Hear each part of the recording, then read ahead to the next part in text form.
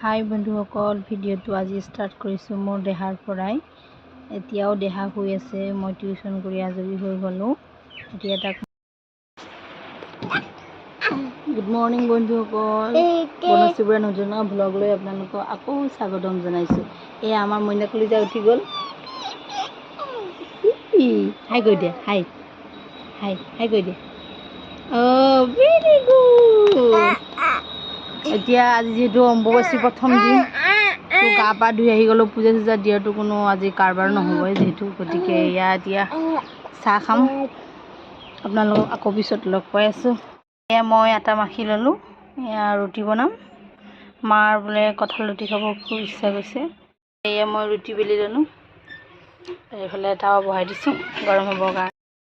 ইফালে এয়া বছৰৰ প্ৰথমটো পকা কঁঠাল, কালি অলপ খাইছিলোঁ আৰু আজি ৰুটিৰ লগত খাম।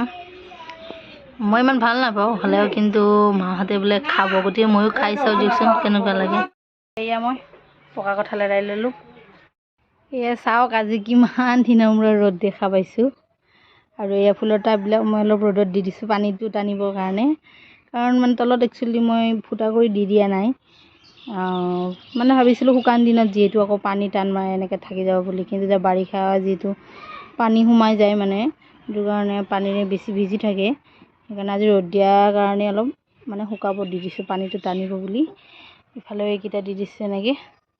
মই মাৰ কাৰণে লৈ গৈ আছোঁ পকা কঁঠাল আৰু ৰুটি, ৰাতিপুৱাৰ ব্ৰেকফাষ্ট।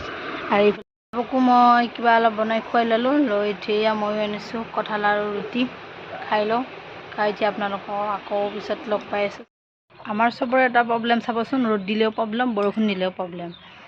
সেইটো চবেই মানে প্ৰব্লেমত ভোগোঁ।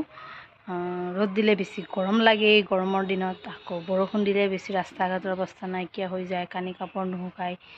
মানে পৰিৱেশৰ লগত আমি চবকে এনেকুৱাভাৱে মানে এডজাষ্ট হ'ব লাগে নহয়, কি কৰিব, এই আৰু চবেই এনেকুৱা।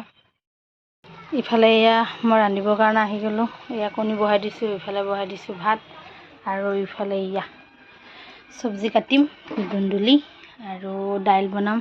এই টমেটো, কণী আৰু টমেটো এনেকৈ বনাম। চব্জি কাটি আছোঁ এতিয়া মই। আজি দুপৰীয়া কি কি বনালে আপোনালোকক দেখাই দিওঁ। এয়া হৈছে ধুন্দুলি ভাজি, আৰু এয়া হৈছে ডিম তৰকাৰী,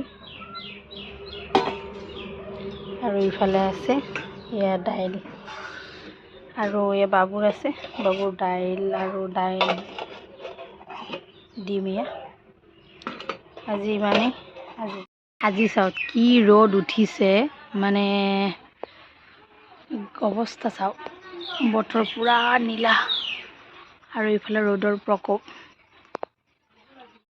বন্ধুসকল ইমান গৰম দিছে, যিহেতু ইমান কেইদিন বৰষুণ ঠাণ্ডা ঠাণ্ডা আছিলে, এতিয়া হট কৰি গৰম আহি গৈছে। একদম ৰুমৰ ভিতৰত থাকিব নোৱাৰা পৰিৱেশ আহি গৈছে। গতিকে কি কৰিম, উপায় নাই, এনেকৈতো থাকিবই লাগিব। আমি অম্বুবাচীত কিয় কেঁচা গাখীৰ, তিয়ঁহ আৰু আম একেলগে খাম জানেনে? মানে এনেকৈ খালে বোলে যদি সাপে কামুৰে তেতিয়াহ'লে বিষ বোলে নালাগে বুলি কয়, গতিকে অম্বুবাচীত খাব লাগে। গতিকে সেই অনুসৰি আমি প্ৰত্যেক বছৰে, মই মানে বিয়া হোৱাৰ পিছৰ পৰা আৰু ইয়াতে এনেকৈ আমি প্ৰত্যেক বছৰে খাওঁ। এয়া গৰমত ঘামি জামি অৱস্থা নাই, দেখিছেনে কেনেকুৱা ৰ'দ দিছে।